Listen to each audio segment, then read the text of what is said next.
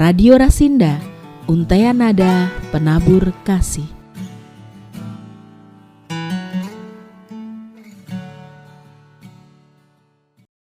Bapak, Ibu, dan Saudara pendengar Radio Suara Sion Perdana atau Rasinda, dimanapun berada yang terkasih, Shalom. Selamat bertemu kembali hanya karena kasih anugerah Tuhan. Pada saat ini kita diizinkan untuk bertemu melalui udara. Kami dari Gereja Kristen Jawa Kismorejo. Bapak, Ibu, dan Saudara yang terkasih, renungan firman Tuhan pada siang hari ini dengan judul Mensyukuri Hidup dengan Berbuat Kasih. Renungan firman Tuhan akan diambilkan dari Markus 12 ayat 28 sampai 34. Sebelum kita bersama-sama menerima berkat rohani sebagai kekuatan di dalam kehidupan kita, sebagai sumber pengharapan, sebagai sumber sukacita, damai sejahtera, dan sebagai suluh langkah dalam kehidupan kita, marilah kita bersatu di dalam doa akan saya hantarkan.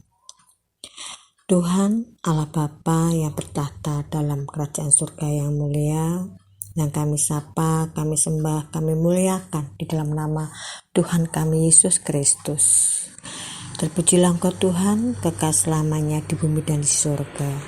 Terima kasih Tuhan, kesempatan yang Engkau berikan pada siang hari ini. Kami Tuhan izinkan, Tuhan mampukan untuk dapat bertemu melalui udara Bapa di dalam siaran renungan firman Tuhan Rasinda radio yang terkasih ini Bapa dengan baik.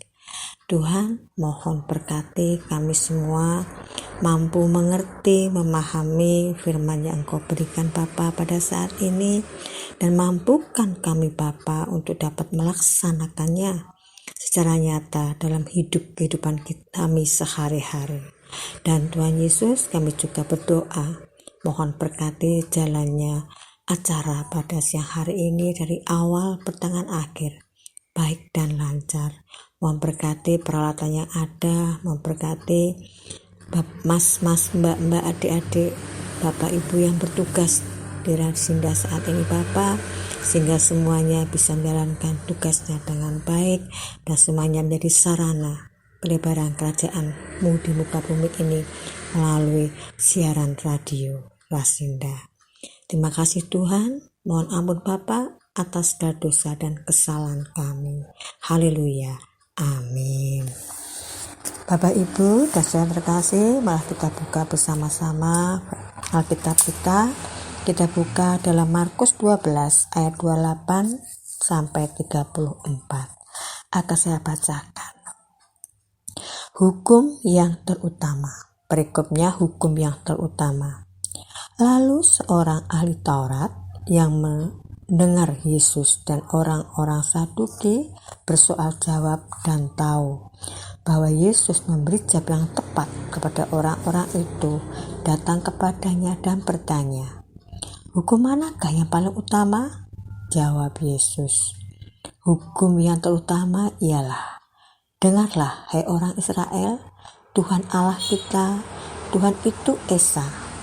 Kasihilah Tuhan Allahmu dengan segenap hatimu dan dengan segenap jiwamu dan dengan segenap akal budimu dan dengan segenap kekuatanmu.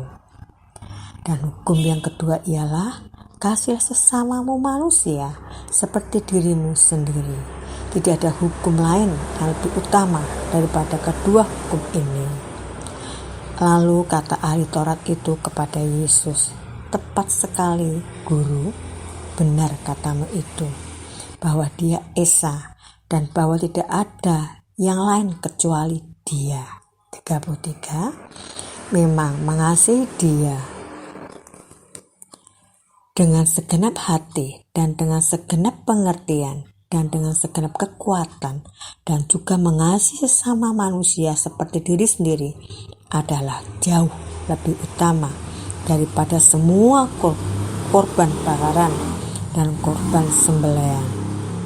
Ayat yang terakhir 34, Yesus melihat Bagaimana bijaksananya jawab orang itu, dan ia berkata kepadanya, engkau tidak jauh dari kerajaan Allah. Dan seorang pun tidak berani lagi menyatakan sesuatu kepada Yesus. Demikianlah firman Tuhan. Bapak, Ibu, dan saudara yang terkasih. Hari ini, renungan firman Tuhan hari ini dengan judul mensyukuri hidup dengan berbuat kasih. Bapak, Ibu, dan saudara yang terkasih, hidup itu adalah pemberian Tuhan. Jadi artikan hidup adalah anugerah dari Tuhan. Sebagai anugerah tentunya sudah menjadi kewajiban kita, kemestian kita untuk mensyukurinya. Apapun keadaan yang kita hadapi, kita jalani saat ini, percayalah kepada Tuhan kita Yesus Kristus. Sebagai orang percaya bahwa itu semua tidak melebihi kekuatan pada kita, dan Tuhan pasti mempunyai sesuatu rencana yang indah di balik apapun yang Tuhan izinkan terjadi. Jadi yang Tuhan pinta kepada kita bagi umatnya adalah kita tetap percaya kepadanya. Apapun keadaan yang kita alami, kita jalani saat ini, percaya kepadanya, dan semua itu tidak melebihi kekuatan kita, dan kita yakin Tuhan memberi yang terbaik bagi anak-anaknya. Saudara kasih, hidup adalah anugerah, hidup adalah pemberian Tuhan. Karena Tuhan adalah pencipta dan kita adalah ciptaan Tuhan. Dan Tuhan menciptakan kita sesuai dengan kehendak-Nya, rencananya. Itu bisa diartikan, hidup kita bukan sebuah kebetulan.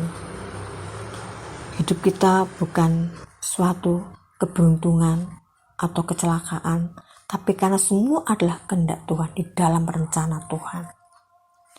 Yang kedua, hidup kita adalah di dalam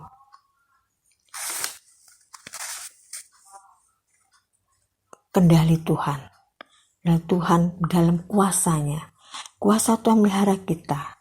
Jadi kita yakin bahwa hidup kita ini di dalam kendali dan kuasa Tuhan, dan Tuhan melihara kita sepanjang hidup kehidupan kita. Hidup kita adalah milik Tuhan. Karena itu kita harus hidup kita ini untuk Tuhan. Dan kita lakukan kehidupan kita ini sesuai dengan kehendak-Nya, menjadi berkat sesama, dan selalu di dalam langkah kehidupan kita memuliakan nama Tuhan. Bapak, Ibu, dan saudara terkasih, sebagai orang percaya yang percayai, yang imani bahwa Yesus adalah Tuhan dan Juru Selamat, kita harus mewujudkan secara nyata atas anugerah Tuhan ini, terutama anugerah keselamatan dalam kehidupan kita sehari-hari, baik melalui sikap kita, perbuatan kita, ucapan kita, tingkah laku kita, bahkan pemikiran kita. Konkretnya adalah kita menerima dengan sepenuh hati suara firman Tuhan yang tertulis di Alkitab dan melakukannya dalam kehidupan kita sehari-hari secara nyata. Keselamatan yang kita terima sebagai anugerah dari Tuhan itu didasari karena Allah Tuhan kita sangat-sangat mengasihi kita manusia berdosa. Kasih Allah yang begitu besar memampukan kita untuk mengasihi Allah dan mengasihi sesama. Itulah ajaran yang luhur tentang hukum kasih yang diajarkan oleh Tuhan Yesus Kristus. Saudara yang terkasih, di dalam Markus 12 ayat 28 sampai 34,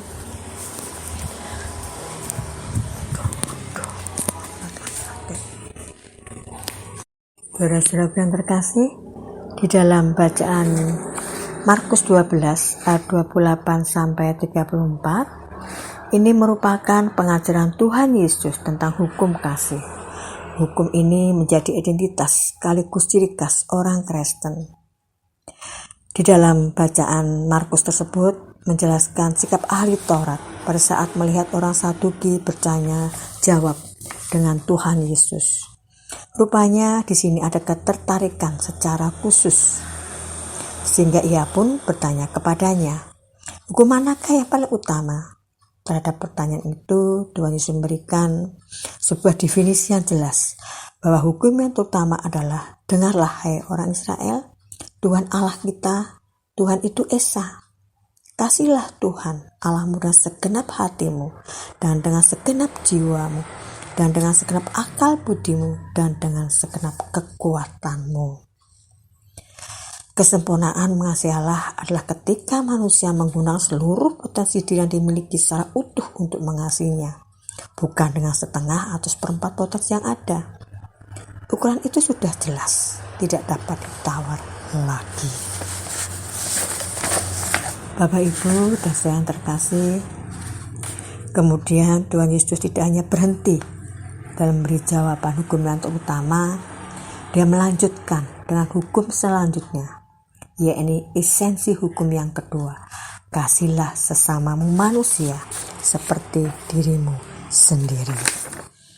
Bapak, Ibu, saudaraku yang terkasih, pendengar radio Suara Sion Perdana dimanapun berada, di dalam mengasihi sesama yang dimaksud adalah mengasihi semua orang, tidak di kotak-kotak, tidak golongan tertentu, tidak bangsa tertentu, tidak agama tertentu, tidak suku bangsa tertentu, semua orang, siapapun itu. Bahkan orang yang tidak menyenangi kita, yang membenci kita pun, kita harus mengasihi mereka, kita harus berbuat baik kepada mereka.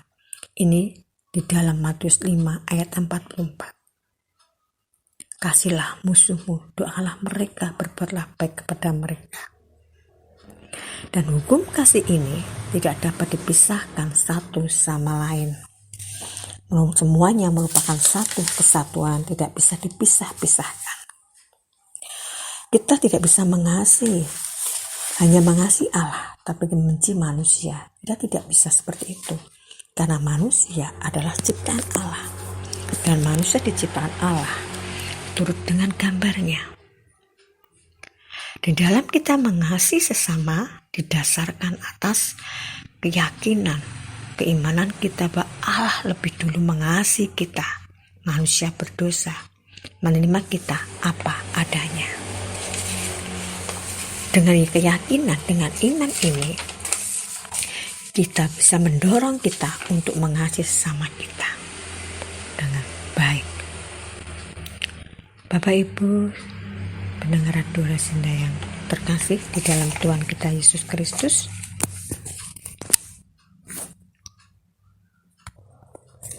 saudara-saudaraku, Bapak Ibu yang terkasih, kita kembali lagi di dalam bacaan Injil bahwa kedua hukum ini, hukum kasih kepada Allah dan kasih pada sama, saling melengkapi, tidak dapat dipisahkan satu sama lain. Mengasihi Allah tetapi mengabaikan manusia, kasih itu tidak berarti. Sebaliknya pula, mengasihi manusia tapi mengabaikan Allah juga tidak berguna. Melalui percakapan ini di dalam Markus 12 ayat 28 sampai 34, Tuhan Yesus melihat kebijaksanaan ahli Taurat yang menerima jawabannya, sehingga dia memberi pujian kepada ahli Taurat bahwa dirinya tidak jauh dari kerajaan Allah. Saudaraku yang dikasihi Tuhan, pendengar Rasinda yang dimanapun berada, esensi Allah yang esa dan penuh kasih Tuhan Yesus ajarkan tidak menyimpang dari seruan Musa kepada umat. Sebuah perintah kepada umat pilihan Allah agar kehidupannya senantiasa mengedepankan dan mendengar firman-Nya. Allah yang dikenal dalam pengakuan iman adalah Allah yang esa. Dia kekal dan tidak berubah. Telah menyatakan diri kepada umat-Nya melalui peristiwa penyertaan umat dalam arak-arakan menuju ke Kanaan. Allah ini berbeda dengan ilah-ilah lain. Kehadirannya tetap menyertai umatnya sepanjang umat takut akan Dia dan berpegang pada segala ketetapan yang telah diberikan melalui Musa. Ketetapan-ketetapan Allah tidak sekedar dihafal, Lebih daripada itu harus dihayati dan dipraktekkan dalam sendiri, kemudian diajarkan kepada anak cucu berulang-ulang sampai betul-betul paham sebagai bentuk konkret mengasihi Allah dengan benar. Perintah ini sangat tegas bahwa umat Israel harus secara total menempatkan Allah sebagai identitas pribadi mereka, sebagai umat pilihan Allah. Semua itu dipraktekkan mulai dari pribadi dan keluarga. Keluarga menjadi tempat proses berlangsungnya kehidupan iman. Saudaraku yang terkasih, relasi keintiman sebagai bentuk kesetiaan kita kepada Allah memang sudah seharusnya terjadi. Menurut Paulus, melalui Yesus Kristus, kitalah dikuduskan oleh darahnya pada waktu itu. Di dalam ibadah umat Israel, darah binatang dipakai sebagai persembahan korban untuk pendamaian antara umat dengan Allah. Ritual korban disempurnakan oleh darah Tuhan Yesus sendiri. Jadi darahnya menjadi pusat penebusan dalam perjanjian baru. Di Golgota dia mencurahkan darahnya untuk mendamaikan kita dengan Allah seperti firman-Nya. Betapa lebihnya darah Kristus yang oleh Roh yang kekal tanpa persembahan diri sendiri kepada Allah sebagai persembahan tidak bercacat akan menyucikan hati nurani kita dari perbuatan-perbuatan sia-sia supaya kita dapat beribadah kepada Allah yang hidup. Pemahaman ini membuat kita semakin menyadari bahwa Tuhan Yesus tidak hanya sebagai imam besar, menjadi jembatan perdamaian antara kita manusia yang berdosa dengan Allah. Lebih daripada itu, dia menjadi korban dengan darahnya sendiri, manusia dikuduskan sehingga manusia menjadi berkenan di hadapan Allah. Bapak, Ibu, dan saudara yang terkasih, pendamaian dilakukan oleh Tuhan Yesus patut kita rayakan sebagai ungkapan rasa syukur dan bentuk ketaatan iman. Dan orang berbahagia adalah orang yang hidupnya tidak bercela dan selalu mencari Allah melalui firman-Nya dan lagi melakukannya. Manusia akan hidup dan bertumbuh dengan baik jika setiap harinya merasa haus akan firman Tuhan, mencari waktu untuk membaca, merenungkan, dan menggumulkan firman serta mendoakannya. Itu sebuah proses yang harus terus-menerus dilakukan oleh manusia tanpa jemu untuk mencapai sebuah keintiman dengan Allah. Apakah kita sebagai orang yang telah dikuduskan sudah hidup dengan cara mengasihi Allah dan mengasihi sama secara sungguh-sungguh? Hukum kasih bukan sekedar perhiasan iman seperti seseorang memakai kalung salib lehernya. Hukum itu merupakan standar moral yang dilakukan umat percaya sebagai bentuk syukur kepada Allah. Memang bukan perkara yang mudah untuk hidup tidak bercela. Hidup dengan firman Tuhan, lalu megang peringat-peringatannya, dan mencari Tuhan dengan segenap hati. Namun demikian, bahwa semua orang yang berbahagia adalah orang yang melakukan firman Tuhan secara nyata dalam kehidupan sehari-hari. Marilah kita senantiasa berkekuatan Roh Kudus untuk senantiasa untuk dimampukan melakukan firman Tuhan, sehingga hidup kita senantiasa berbahagia. Amin. Bapak, Ibu, dan saudara terkasih, demikianlah renungan firman Tuhan pada siang hari ini. Marilah kita bersaat teduh sebentar dan lanjutkan dengan doa penutup. Tuhan Bapa Surgawi, kembali menghadap kehadirat-Mu. Terima kasih Tuhan, firman-Mu pada siang hari ini mengingatkan kami untuk mensyukuri anugerah Tuhan dalam kehidupan kami hari lepas hari, dengan selalu berusaha untuk berbuat seturut dengan firman Tuhan, seturut dengan kehendak Tuhan.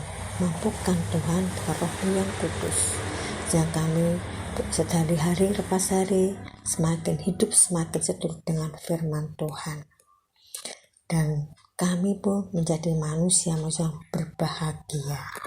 Terima kasih Tuhan, dan ampuni Bapa segala dosa dan kesalahan kami dalam kami acara renungan firman Tuhan pada siang hari ini, terselip dosa dan kesalahan. doa dan semuanya Tuhan kami serahkan satu nama Tuhan kami Yesus Kristus, Juru Selamat kami yang hidup. Makasih Yesus, haleluya, amin. Bapak Ibu dan yang terkasih, demikianlah renungan firman Tuhan pada siang hari ini. Semoga ini semua menjadi kekuatan dalam kehidupan kita dan seluruh langkah kehidupan kita. Mari, amin.